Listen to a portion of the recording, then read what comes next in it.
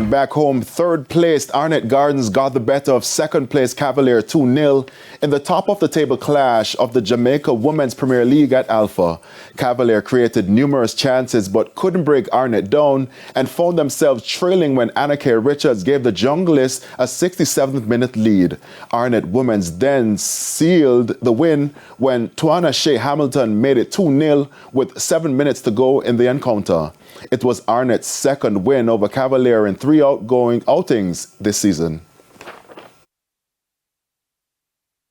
To be honest, Cavalier gave me a run for the money in the first half.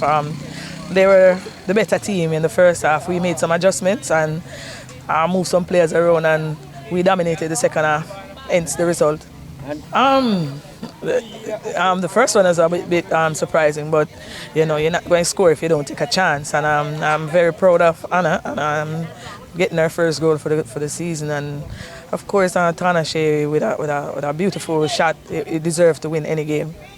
We get numerous chances and we didn't take them, so it came back in the latter part come on us.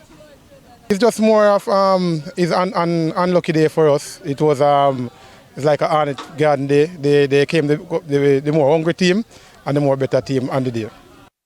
Meanwhile, the game between host Mile Gully and defending champions Fraser's Whip was not played due to a broken goalpost at the Mile Gully Community Centre.